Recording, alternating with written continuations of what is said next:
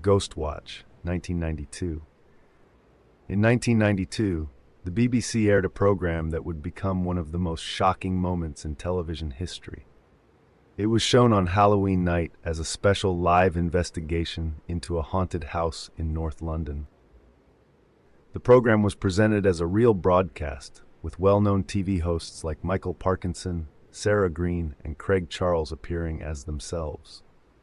But what most viewers didn't realize was that the entire thing had been pre-recorded weeks before and was completely fictional. The story of Ghostwatch followed a family who claimed their home was haunted by a ghost.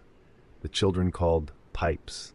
The BBC crew went into the house with cameras to film the supposed haunting live, while Parkinson and a doctor stayed in the studio taking phone calls from the public. Everything was made to look real. The shaky camera work, the interviews, even the phone number shown on screen.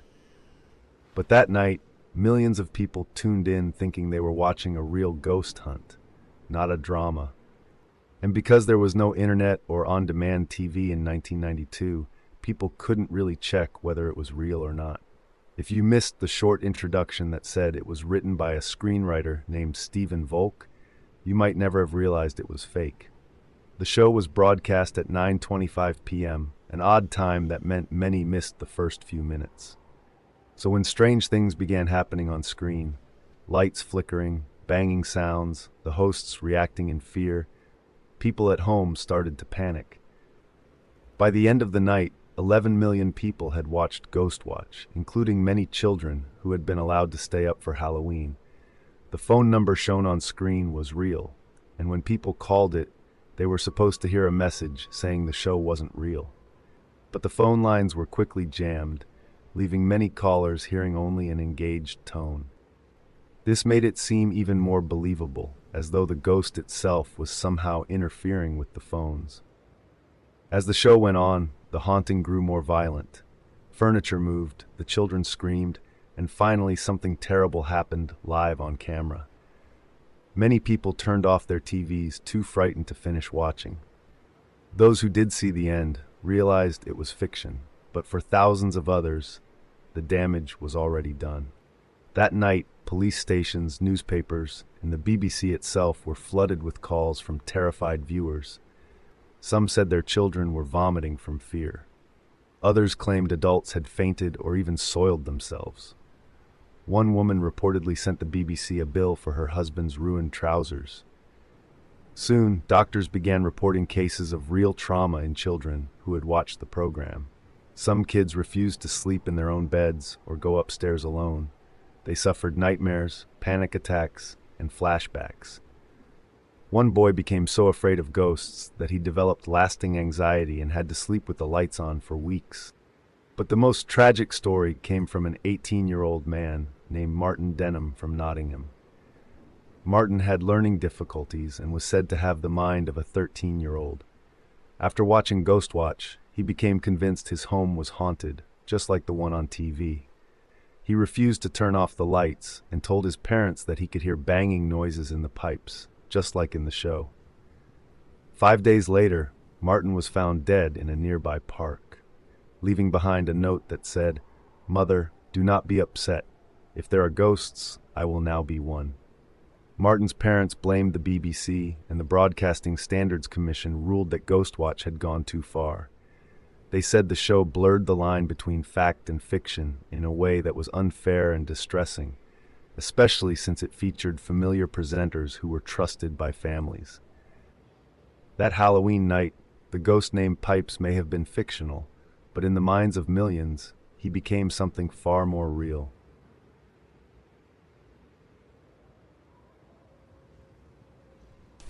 Albert Dryden shooting, 1991.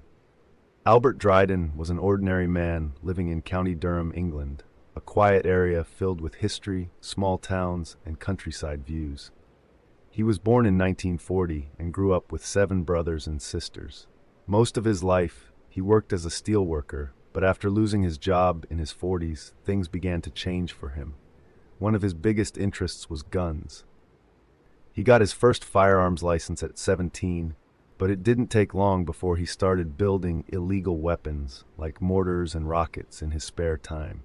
Police once raided his home and found a stash of these weapons, which got him into trouble.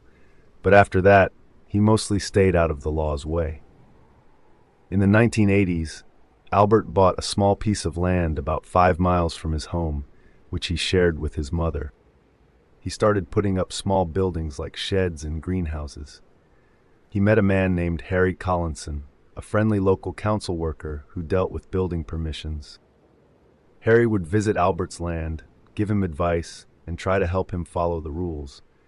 But their friendship slowly turned sour when Albert decided to build a home on the property.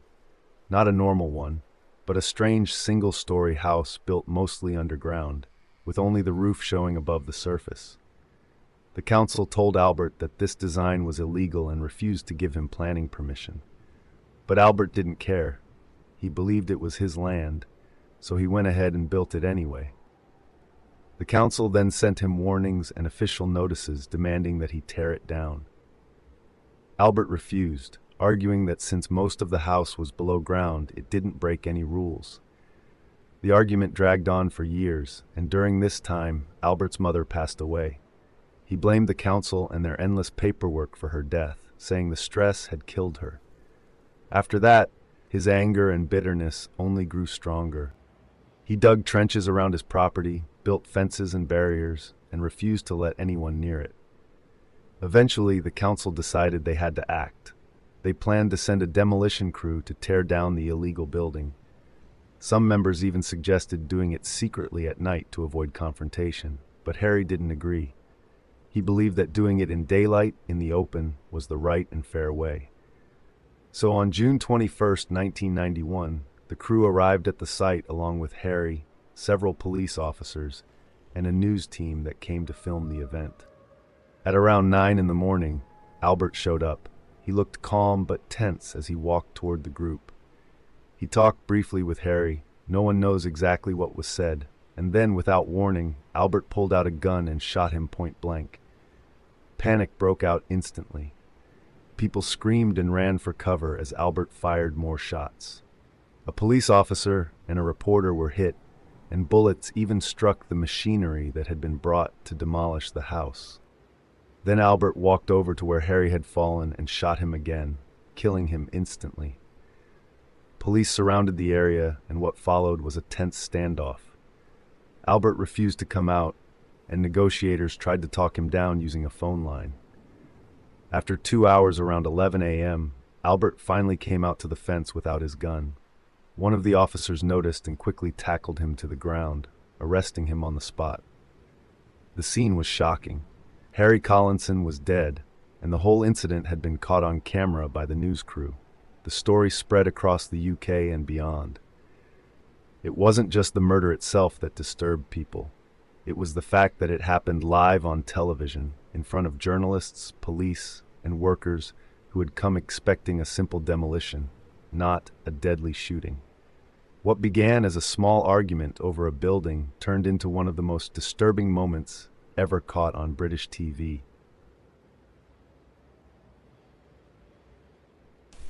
Boxer Benny "Kid" Paret, 1962. On March 24, 1962, millions of people tuned in to watch a live boxing match on ABC's Fight of the Week. It was a championship fight between two men, Benny "Kid" Paret from Cuba and Emil Griffith from the U.S. Virgin Islands. The two had already fought each other twice before, and this was their third and most important match. No one could have imagined how tragically it would end. Benny Paret was 25 years old, a strong and proud fighter who had already been a world champion. Emil Griffith was just a year younger and one of the most talented boxers of his time. But behind his success, Griffith carried a secret. He was bisexual, something that was considered shameful and even illegal at the time. He kept this hidden from almost everyone, though many in the boxing world quietly suspected it. The tension between the two men began long before they stepped into the ring. At the weigh-in, just before the fight, Paret insulted Griffith in front of everyone. He mocked him in Spanish using a cruel slur for gay men, calling him maricón. He even made lewd gestures, laughing as others joined in. What Parrott didn't realize was that Griffith spoke Spanish and understood every word. The insult hit him hard. For a man trying to keep his private life secret, it was the worst thing someone could say. He lunged at Parrott in anger, but his trainer held him back and told him to save it for the fight. Parrott also had his own struggles. Just days before the match, he had been humiliated when a guard at a zoo in Florida refused to let him and his family in because they were black. His wife, Lucy, said she saw tears in his eyes that day. She also had a terrible feeling about the fight. She had been having nightmares that something awful would happen and begged him not to go through with it. But Parrott said he couldn't back out. Too much money was on the line, and his manager wouldn't allow it. The fight took place at Madison Square Garden in New York. The crowd was loud, the cameras were rolling, and millions were watching live on TV. At first, it seemed like a normal fight. Griffith was ahead for most of the early rounds, but in the 6th round, Parrott landed a strong punch that knocked Griffith down. Griffith looked shaken, but he got up and kept fighting. Then came the 12th round. Near the end of the round, Griffith cornered Parrott against the ropes. What happened next shocked everyone watching. Griffith began landing punch after punch to Parrott's head. He threw almost 30 unanswered blows while Parrott stood helpless, barely conscious, held up only by the ropes. The referee, Ruby Goldstein, didn't stop the fight until it was far too late. When he finally pulled Griffith away, Parrott collapsed, completely unconscious. Doctors rushed into the ring and worked on him for several minutes before carrying him out on a stretcher. He never woke up again. 10 days later, Benny Kid Parrott died from massive brain injuries. Griffith was devastated. He cried in the ring that night and later tried to visit Parrott in the hospital, but he wasn't allowed in. He said he had nightmares about the fight for the rest of his life. He continued boxing for many years and became one of the greats, but that moment haunted him forever. The fight also changed boxing on television. People were horrified to have seen a man die from a live broadcast. Within 2 years, ABC stopped airing live boxing matches completely. The death of Benny Parrott became one of the most disturbing and unforgettable moments ever shown on TV.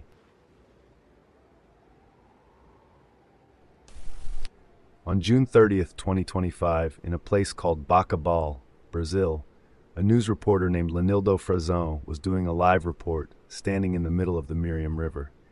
He was there to cover a tragic story about a young girl named Risa, who had drowned in that same river just 1 day earlier. According to people who saw what happened, Risa had gone swimming with her friends. The area where they chose to swim was known by locals to be dangerous because the water was deep, the current was strong, and the riverbed had uneven holes that could suddenly pull people down. Still, many people continued to swim there, and Risa and her friends decided to do the same. At first, everything seemed fine, but soon people nearby heard a young girl screaming and saw someone struggling in the water. Risa's friends panicked and ran to get help, but by the time they returned, she had disappeared under the water. Sadly, no one could find her.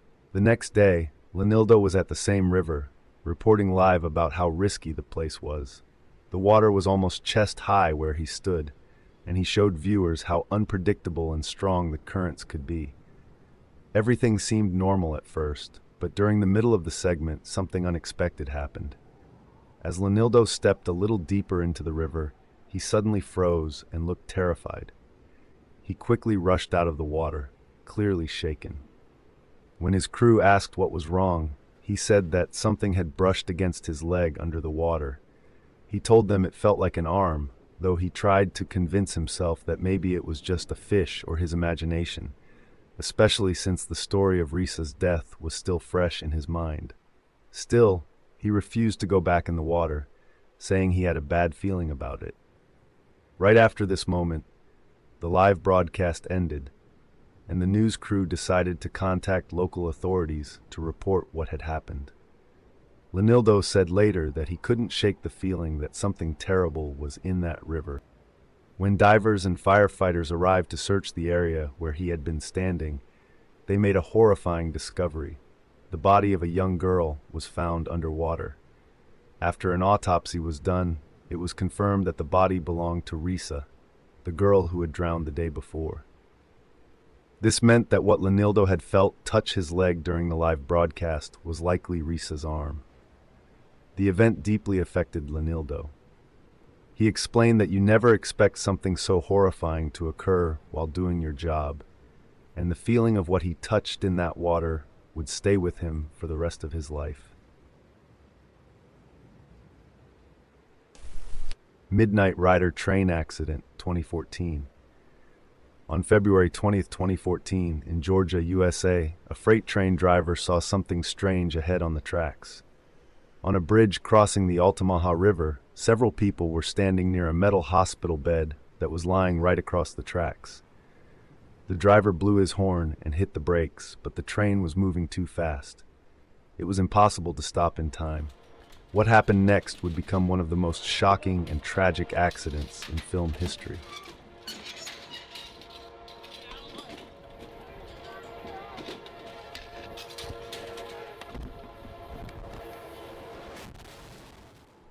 This story begins with musician Gregg Allman, who was famous for his role in the Allman Brothers Band. Music had always been a part of his life, and even after losing his brother Dwayne in a motorcycle crash in 1971, Gregg continued his career. He went on to win awards, make hit songs, and earn a place in the Rock and Roll Hall of Fame. Despite his success, he struggled with addiction and personal problems. His life story was full of pain, passion, and resilience, which made it perfect for a movie. Director Randall Miller and producer Jody Savin decided to make a film about him called Midnight Rider, based on his autobiography My Cross to Bear. Filming started in early 2014. On one of the first shooting days, the team set out to a quiet area near the Altamaha River in Georgia. There, they planned to film a dream sequence on an old but still active railway bridge.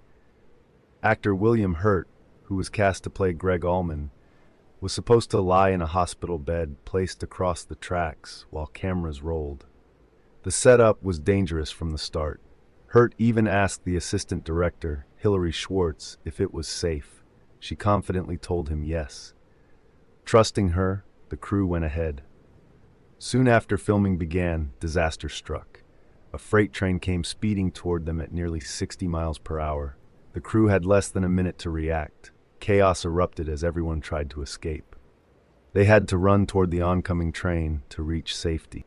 Some tried to move the heavy metal bed and expensive equipment off the tracks, but there was no time. William Hurt, barefoot and terrified, ran across the wooden bridge, splinters digging into his feet. He managed to escape, but not everyone did. When the train reached the bridge, 3 crew members and the bed were still there. The train smashed into the hospital bed, sending pieces flying everywhere. One large piece hit 27-year-old camera assistant Sarah Jones, throwing her into the train and killing her instantly. Several others were injured, and the set was left in ruins. The day had only been meant as a camera test, so there was no medic on site to help. Investigators soon discovered that the film crew did not have permission to film on the bridge. The company that owned the tracks, CSX Transportation, had denied permission twice, but the filmmakers went ahead anyway. Several people were charged, including director Randall Miller, producer Jody Savin, assistant director Hilary Schwartz, and executive producer Jay Sedrish. Miller ended up serving a year in jail and was banned from ever working on set safety again. Sarah's family also received a settlement of over $10 million. Despite the tragedy, the production company initially wanted to continue making the film, but they were met with public outrage. Gregg Allman himself begged them to stop, saying, "Your desires as a filmmaker should not outweigh your obligations as a human being." Thousands joined online campaigns demanding that the movie be canceled. Actor William Hurt quit, and soon the whole project collapsed. In Sarah Jones's memory, her friends and family created a movement called Safety for Sarah. It encouraged film workers to speak up about unsafe conditions and help spread awareness about safety on movie sets. They even developed an app for reporting safety violations and funded scholarships for film students.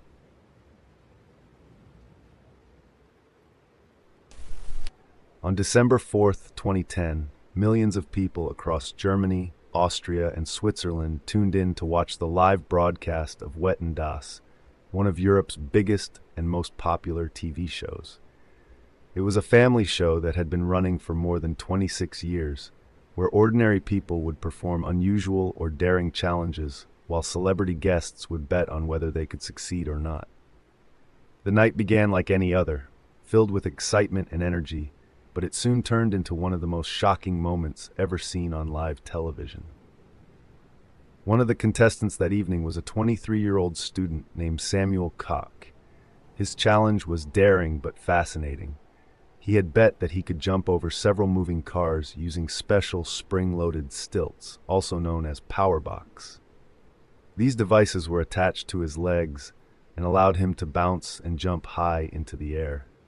During rehearsals, Samuel had practiced the stunt successfully, and both the audience and the crew were confident it would go well during the live show. Even more emotional was the fact that one of the cars in the act would be driven by his own father.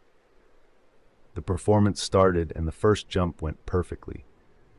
Samuel cleared the car smoothly and the crowd cheered loudly. But on his second attempt, he struggled a bit. When he tried again, he made the third jump, but things were beginning to look risky. Then, during the fourth attempt, everything went terribly wrong. As the car driven by his father approached, Samuel jumped, but he mistimed it by just a fraction of a second. Instead of soaring over the car, he hit it head-on and crashed face-first onto the ground. The entire studio went silent. It wasn't clear how serious the situation was. The cameras quickly turned away from Samuel's still body and instead showed the shocked faces of the audience. Medical staff rushed onto the stage to help, and the host, Thomas Gottschalk, stood frozen, unsure what to do. After several tense minutes with no updates, Gottschalk decided to stop the show. He announced that they would cut to other programming while the doctors treated Samuel. For the first time in the show's long history, the live broadcast had to be completely shut down. For about half an hour, viewers saw only recorded musical performances while everyone waited anxiously for news. Finally, Thomas Gottschalk returned to the screen. His face was pale and his voice heavy with emotion. He said that Samuel was conscious and could speak, and that he could feel his legs. But still, he explained that continuing the show would not feel right. "This is a program meant to entertain people," he said, "and no one can act cheerful after what we just saw." The decision to cancel the rest of the show was widely respected and supported by both viewers and celebrities. Later that night and the following morning, news outlets across Europe reported updates about Samuel's condition. Doctors confirmed that he had been placed in an artificial coma and had undergone surgery overnight. His injuries were very serious, but not immediately life-threatening.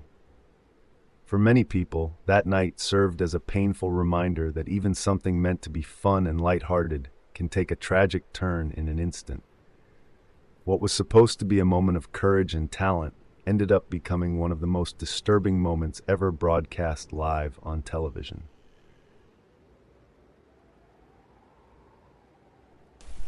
Shannon Stone, 2011.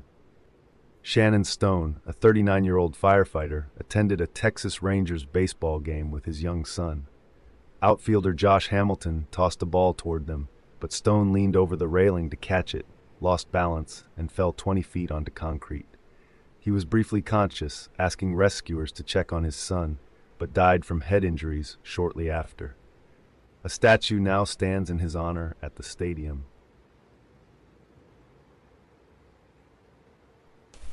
Daniel V. Jones' live tragedy, 1998. In April of 1998, a man named Daniel Victor Jones shocked millions of people when he took his own life on live television in Los Angeles. Daniel was a 40-year-old maintenance worker from Long Beach, California, who had been working at a hotel for several years.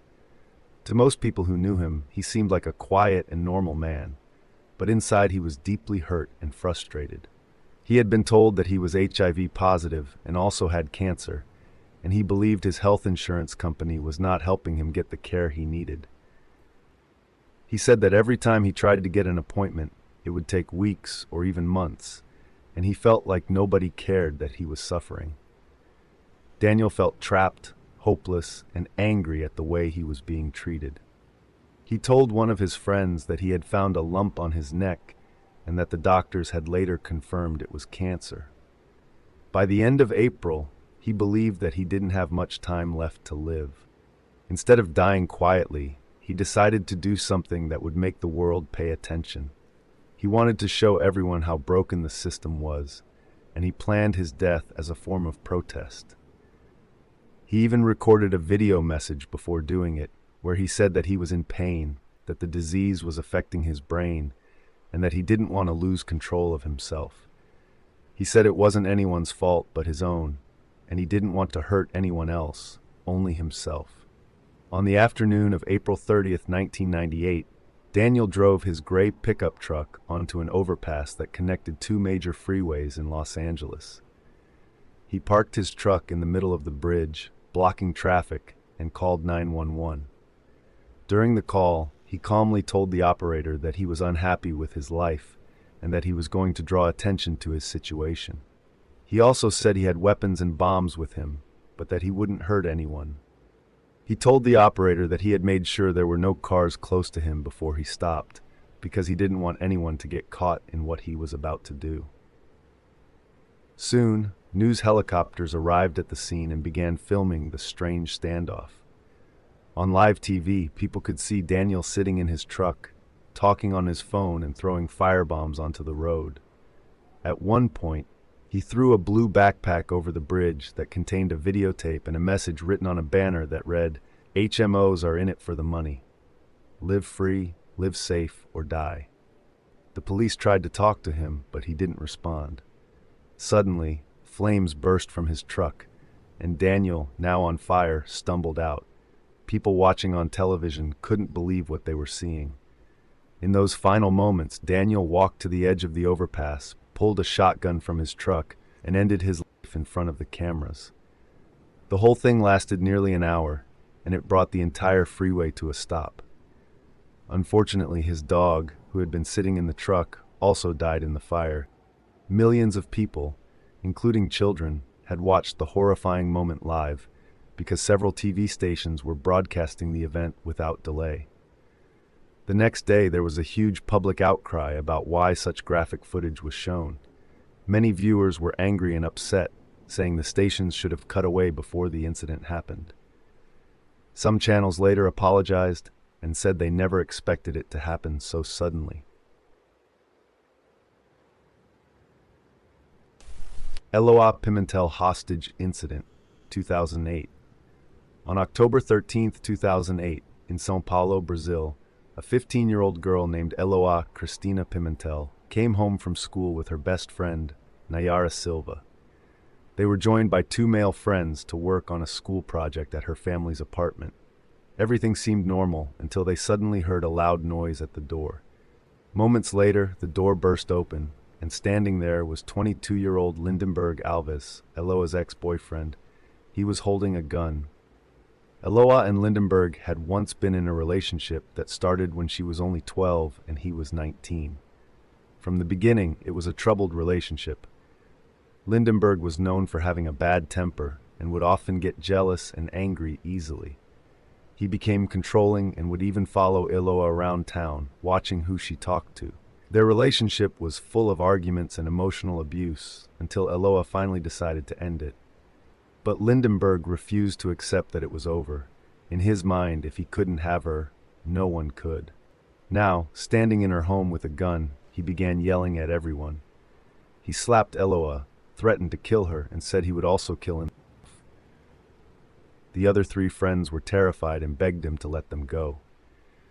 After some time, he released the two boys, but he kept Eloa and Nayara trapped inside. Her father, Aldo, arrived home shortly after and realized his daughter was being held hostage. Police soon surrounded the building, beginning a tense standoff that would go on for days. As news spread, reporters rushed to the scene. Cameras pointed at the apartment window, broadcasting everything live. The country was glued to their TVs, watching every second unfold. Lindenberg, seeing himself on TV, started playing up for the cameras. He forced Aloha to appear at the window and wave to show she was okay, even though she was terrified. At one point, he fired shots out of the window, narrowly missing reporters below. It was clear he enjoyed the attention, and this made the situation even more dangerous. To try and calm things down, police cut the power so he couldn't watch the news anymore. This angered him, and he hit Aloha. But after more talks, he agreed to release Nayara if the power was turned back on. That left only Aloha trapped with him, and negotiations continued for hours as the situation dragged on into its third day.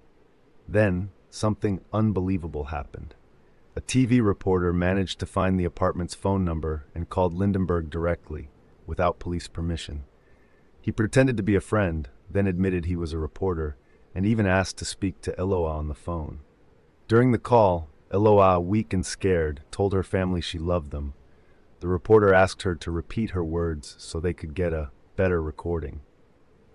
The call ended, but it made Lindenberg feel even more famous. He now saw himself as the center of a huge national story, watched by millions. In the following days, the media continued to interfere, broadcasting everything police said and did, which Lindenberg could hear on TV. This made it almost impossible for police to act. When officers planned a rescue, he always seemed to know. At one point, he even spoke on another live TV interview, while people outside gathered to watch as if it were entertainment. After more than 4 long days, police tried to bring the situation to an end. They sent Nayara back to help negotiate, but Lindenberg pulled her inside again, making her a hostage once more. Reporters kept filming, shouting, and calling the apartment, while the world watched helplessly. By this point, the standoff had lasted over 100 hours, the longest in Brazil's history. The media's non-stop coverage had turned a tragedy into a live spectacle. Their constant interference gave Lindenberg power and attention, making him unpredictable and impossible to control. On the 5th day of the standoff, police decided to end it. Lindenberg had become unstable, yelling that he wouldn't go to jail. At around 6 p.m. on October 17, 2008, police used an explosive to break down the apartment door and stormed inside. Lindenberg fired 2 shots as they entered. Both Aloha and Nayara were hit. Nayara in the face, but she survived. Aloha was shot in the head and leg. Paramedics rushed her to the hospital in critical condition. For 3 days, doctors tried to save her, but on October 20th, 15-year-old Eloá Cristina Pimentel died. Brazil was heartbroken and furious, blaming both police for their failed rescue and the media for turning her suffering into a spectacle. Investigations later showed that the police plan was poorly handled and that live coverage made things worse by feeding Lindenberg's need for attention. Lindenberg Alves was arrested and charged with kidnapping and murder. In 2012, he claimed the shooting was an accident, but the court found him guilty and sentenced him to 98 years, though Brazilian law limited it to 30. Bus 174 Hostage Crisis, 2000. On June 12, 2000, in Rio de Janeiro, a city bus of Line 174 was making its regular route through the Jardim Botânico area when a man named Sandro Barbosa do Nascimento got on board. He was barefoot, wearing shorts and a t-shirt, and didn't pay the fare. At first, no one thought much of it, but soon passengers noticed that he was carrying a gun.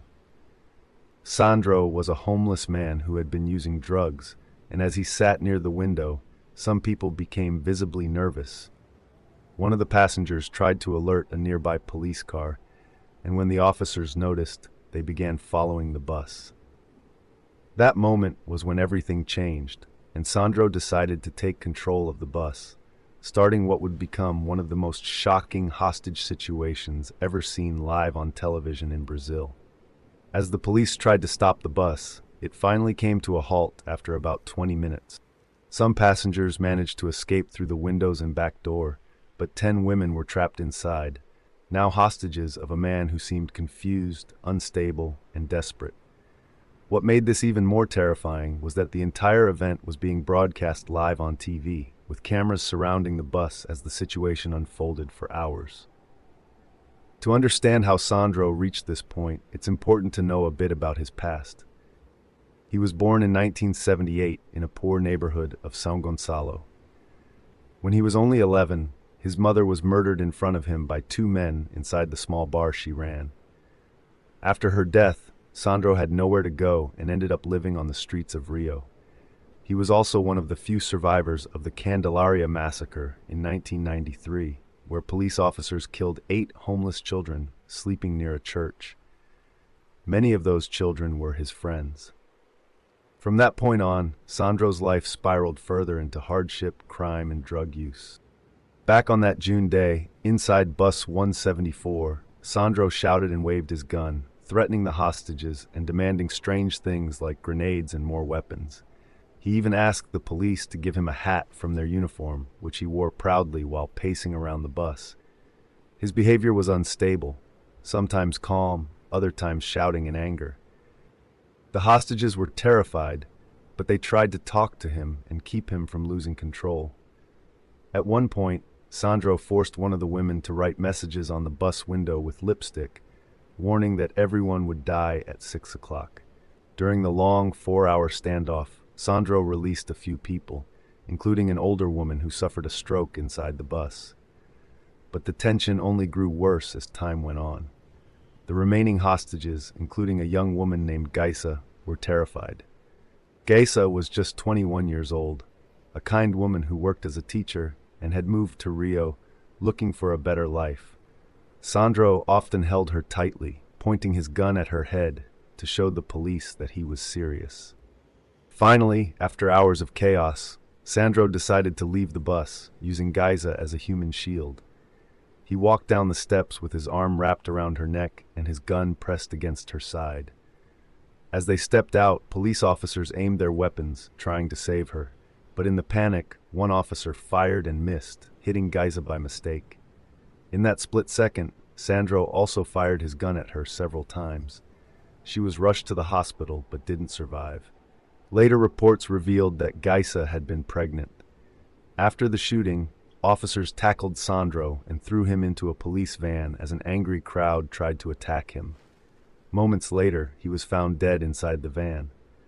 The autopsy showed that he died of asphyxiation while in police custody. The Bus 174 hostage crisis became one of Brazil's most disturbing live TV events, not only because of the tragic ending, but also because it exposed deep issues in the country: poverty, social neglect, police violence, and how the system had failed both the victims and Sandro himself. It remains one of the most haunting and talked about moments ever broadcast on Brazilian television. Phoenix helicopter crash during police chase, 2007. On July 27, 2007, a normal day in Phoenix, Arizona, turned into one of the most shocking live TV moments ever seen. It began when police tried to pull over a stolen pickup truck. Before they could stop the driver, he suddenly threw the truck into reverse, smashed into a police car, and sped away. A high-speed chase began, and soon the whole city was watching. As the chase continued through the streets, several local news stations sent their helicopters into the air to film the event. Police chases were known to grab attention, and in the race to capture the best footage, 5 different news helicopters ended up flying over the same area.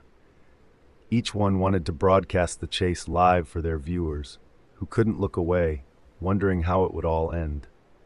But no one watching could have imagined what was about to happen.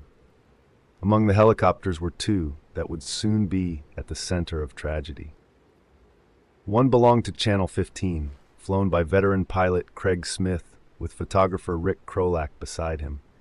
The other was Channel 3's helicopter, flown by experienced pilot Scott Bowerbank with photographer Jim Cox. All 4 were skilled professionals, used to flying over busy city scenes while reporting live from above. Because so many helicopters were in the same area, air traffic control gave them permission to fly under what's called visual flight rules. This meant that each pilot was responsible for watching the sky and avoiding other helicopters. But this was harder than it sounded. With 6 helicopters in total, including a police chopper, flying close together over the same target on the ground, the air was crowded and chaotic. The pilots also had a lot to manage at once. They had to stay in contact with air traffic control, listen to police radio, talk with their newsroom, and communicate with the photographers sitting beside them. On top of all that, both Craig Smith and Scott Bowerbank were acting as reporters, giving live commentary about the chase while still flying. They were also watching the footage being filmed to make sure it looked right for TV. It was a huge amount to focus on, and in such a busy sky, one small distraction could mean disaster. As the suspect on the ground abandoned his stolen truck and tried to steal another car, both pilots focused on the action below. Viewers watching the live broadcast could hear the reporters describing what they saw. But suddenly, mid-sentence, the footage from Channel 3 cut out. Moments later, Channel 15's camera showed a quick, startled shout from Craig Smith before his screen went black too. The 2 helicopters had collided in midair. The wreckage fell into Steele Indian School Park, right in the heart of Phoenix. Both pilots and both photographers were killed instantly. Miraculously, no one on the ground was hurt. It was a heartbreaking moment, and everyone watching knew they had just witnessed something truly tragic. The suspect in the chase was caught soon after. At first, police considered charging him for the deaths of the 4 crew members, but it was later decided that the crash was not directly his fault. Investigators from the National Transportation Safety Board looked into what happened and quickly realized how overworked the pilots had been. They were trying to fly safely, report live, manage several radios, and watch both the sky and the ground all at once. It was simply too much for any one person to handle. After the crash, new safety rules were recommended. Pilots would focus only on flying, while reporters or news anchors on the ground would handle commentary. Helicopters were also required to keep a safe distance from each other, and new technology made it easier to film from farther away. Many stations began sharing helicopters instead of each having their own, cutting both cost and risk. The Phoenix helicopter crash was a harsh lesson for the news industry. 4 people lost their lives trying to bring viewers a story, and their final moments were seen live by thousands. Tetsushi Yanagida's Fall, 2008. It happened on Saturday, June 14, 2008. A TV station in Japan called Television Miyazaki was airing a live show. On this day, they were filming a game in the rice fields of Takachi Hocho. The game was simple. Contestants stood back-to-back on a small wooden platform above shallow, muddy water. When the game started, they tried to push each other off without turning around. The last person standing would win, while the loser would fall into the mud and be covered in it. The show started normally, with the first round going smoothly. One contestant fell into the mud, getting completely covered, and everyone laughed. It looked like a typical funny Japanese game show, full of energy and excitement. The audience and crew were having a good time. The fun continued when the contestants asked Tetsushi Yanagida, one of the hosts, to join the game. After some convincing, he agreed, and the crowd cheered. As soon as the round began, it became clear he had little chance of winning. He immediately lost his balance and fell. In a split second, he tried to save himself by diving forward, landing headfirst into the muddy water below. The water was very shallow, only about 6 inches deep, with a thick layer of mud underneath. When Tetsushi's head hit the bottom, his neck broke, and he became paralyzed from the neck down. He could no longer move his body. It was a tragic accident. What made the situation even worse was how the crew reacted. They did not realize Tetsushi was seriously hurt. They thought he was joking, pretending to fall and playing around. Believing it was part of the show, they continued filming and even pushed his head further into the mud while laughing. They did not know that he was struggling to breathe in the shallow water, trapped and unable to lift his head. The scene was horrifying to watch, made worse by the loud laughter and cheering of everyone around him. completely oblivious to his pain. Finally, after what felt like forever, Tetsushi was lifted out of the mud and the camera returned to the main broadcast. Miraculously, he survived the accident, but only just. Experts say that even a few more seconds in the mud could have been fatal. Despite being paralyzed, Tetsushi learned to live with his condition. He even returned to the show in later years in some capacity. While this story is one of the most disturbing and shocking live TV accidents ever recorded, it ended on a small note of hope because Tetsushi survived and managed to find a way to keep being part of the world he loved.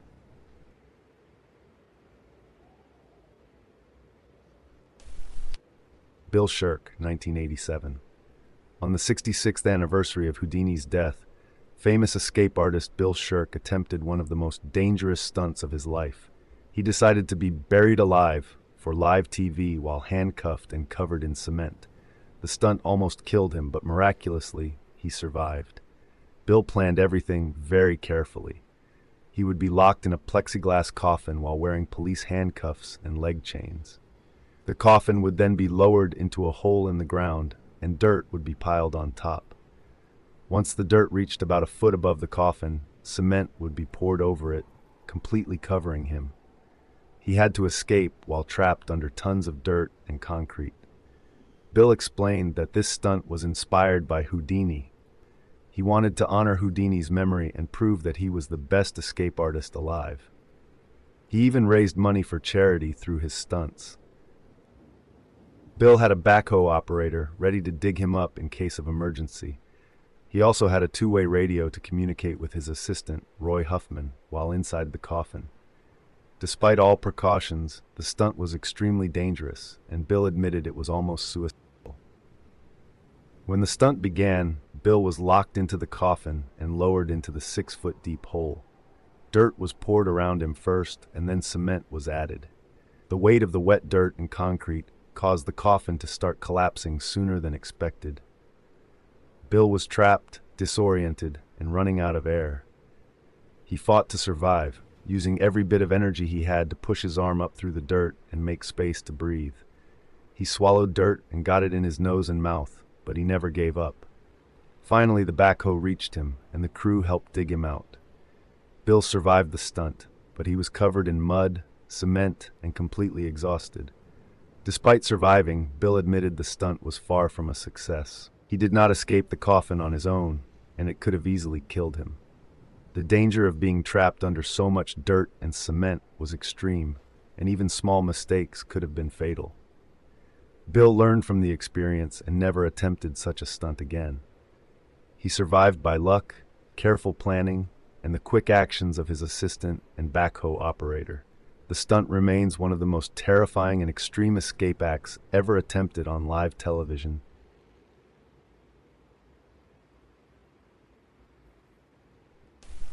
Gary Plauché shooting, 1984.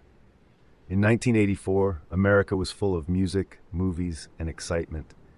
But in Baton Rouge, Louisiana, a quiet family was about to face a nightmare that would shock the whole country. Gary and June Plauché lived a normal life with their children, including their 11-year-old son, Jody. They wanted him to learn discipline and confidence, so they enrolled him in karate classes at a small local school. His instructor was a young man named Jeff Doucette. At first, Jeff seemed friendly, kind, and good with kids. He offered Jody rides to and from class, spent time with him after lessons, and soon became close to the Plauché family. Gary and June trusted him completely. They believed he truly cared about their son. But behind that friendly smile, Jeff was hiding something dark. One February weekend in 1984, Jeff told Jody's parents that he wanted to take him to Dallas for a karate tournament. That didn't sound unusual since tournaments were a normal part of training. Gary and June agreed, thinking their son was safe. But when the weekend ended and Jody didn't come home, their fear began to grow. They called the karate school and learned the truth. There was no tournament in Dallas. Jeff had lied and had taken Jody across the country. For days, the Plauché family lived through pure terror. Police and the FBI began searching across several states. Meanwhile, Jeff had taken Jody to California, keeping him hidden in a motel while he hurt and controlled him. The family could only wait and hope their son would be found alive. The big break came when Jeff made phone calls back home. Investigators traced the calls to a motel in Anaheim, and on February 29th, police and FBI agents stormed the room. Jody was found alive after more than a week in captivity. Jeff was arrested and taken into custody. For Gary, it was both relief and rage. His son was safe, but the thought of what Jeff had done filled him with anger and pain. When Jeff was being flown back to Baton Rouge to face trial, news cameras gathered at the airport to film his arrival. It was supposed to be a normal prisoner transfer, but it would soon turn into one of the most shocking moments ever seen on live television.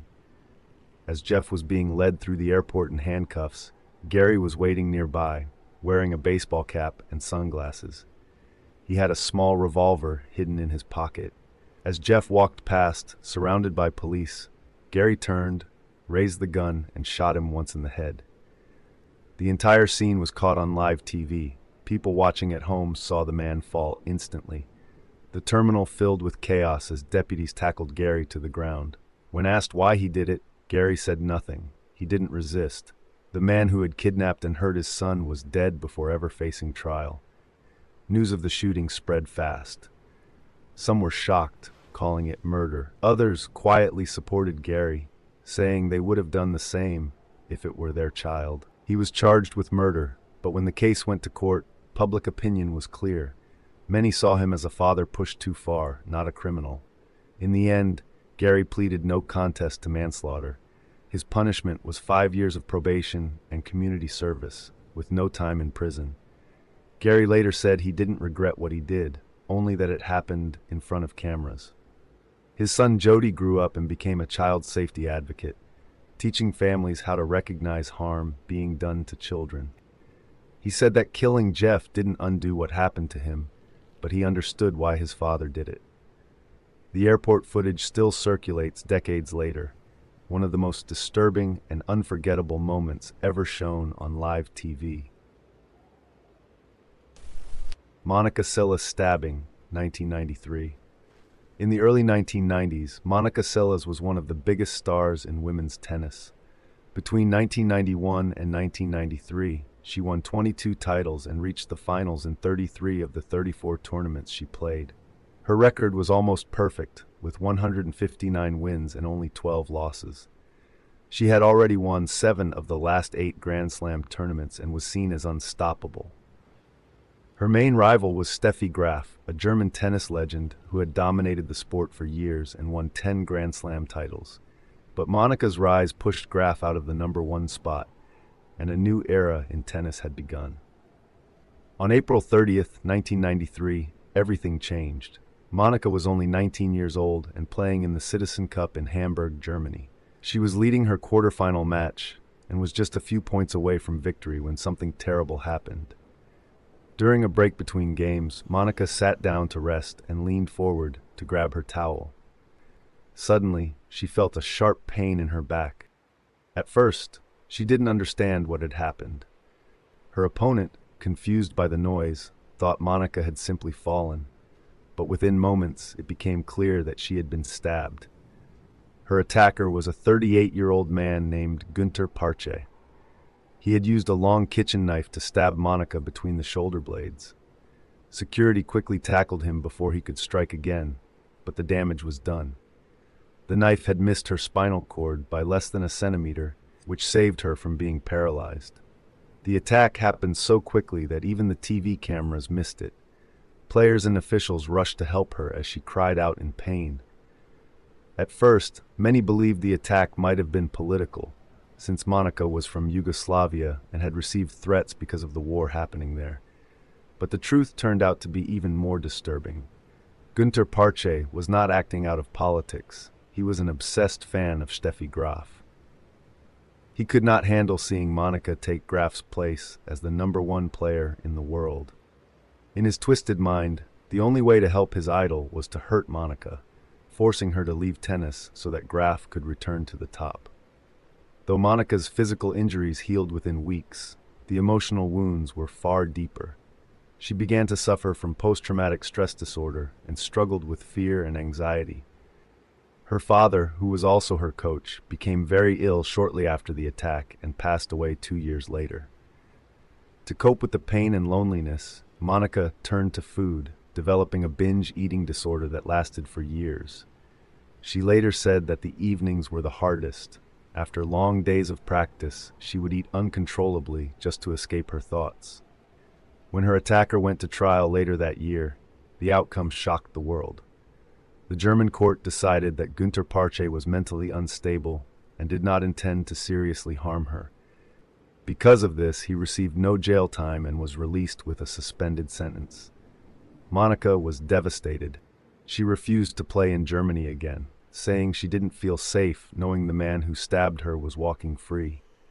She also lost an appeal to have the case retried, as well as a lawsuit against the Tennis Federation for poor security. 2 years after the attack, Monica made an incredible return to tennis. In August 1995, she stepped back onto the court, winning the Canadian Open and reaching the US Open final soon after.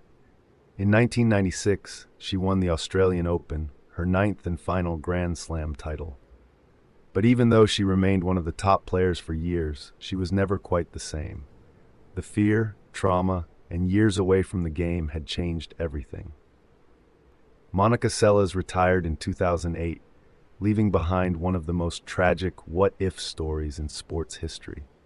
Many believe that if that day in 1993 had never happened, she might have gone on to break every record in women's tennis. But because of one man's obsession and a single horrifying moment, her incredible career was forever altered.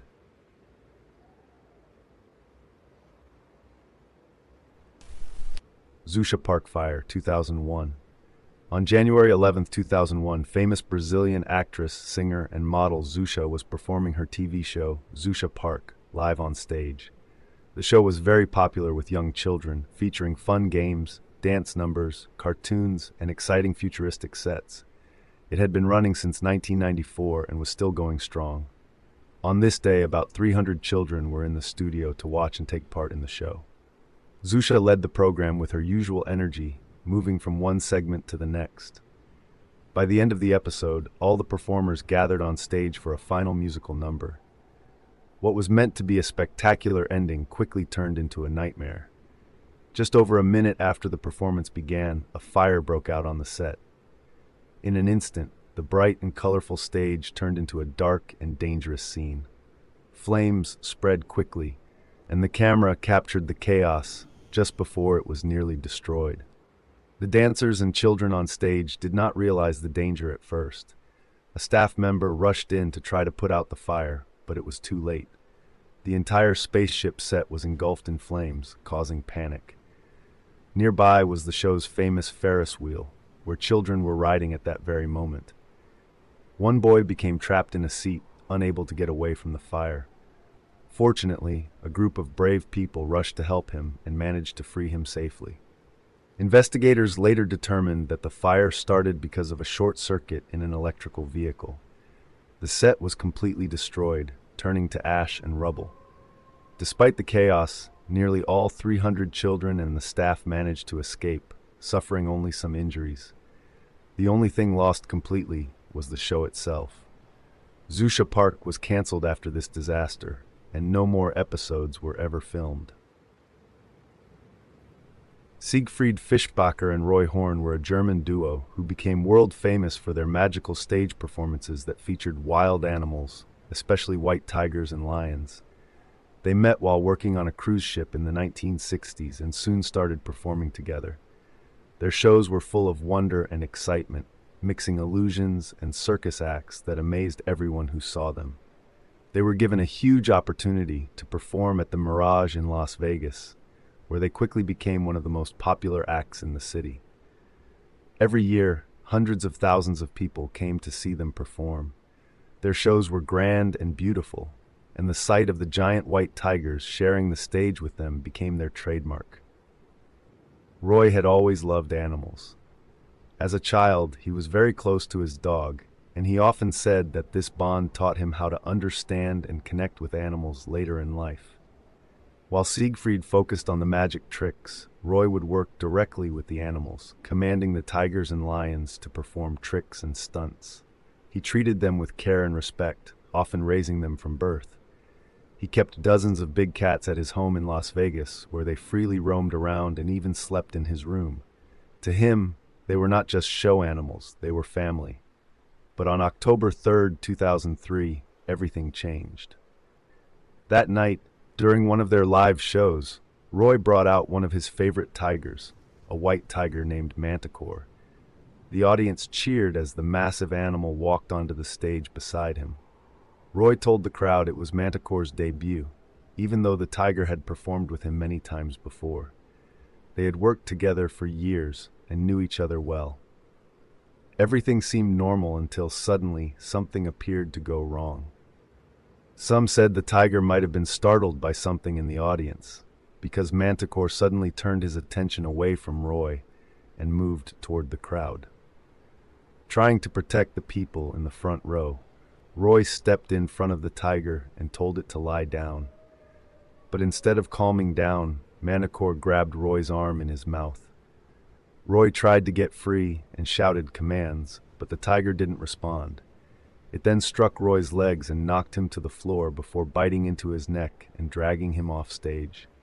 The audience was horrified as they realized this was not part of the show. Trainers and staff rushed to help, using fire extinguishers to get the tiger to release Roy. Eventually, Manticore let go and ran backstage to his cage. Roy was badly injured. The tiger's bite had cut through an artery and damaged his windpipe and spine. He was bleeding heavily and was rushed to the hospital, where doctors worked for hours to save his life. His heart stopped several times during surgery, but the doctors managed to bring him back. Against all odds, Roy survived, though he was left partially paralyzed and had to relearn how to walk and talk. Even while lying in the ambulance, he told the rescuers, "Don't shoot the cat." He never blamed Manticore for what happened. In the months that followed, there were many different stories about what caused the attack. Some believed the tiger became confused because Roy had changed the routine that night. Others thought that Roy might have suffered a medical issue, such as a stroke, and that the tiger was only trying to drag him to safety. Roy himself said he believed Manticore was protecting him, not attacking him. After the incident, Siegfried and Roy's shows ended, and animal rights groups called for wild animals to be banned from stage performances. Manticore spent the rest of his life at their home, where he was cared for until he died 10 years later at the age of 17.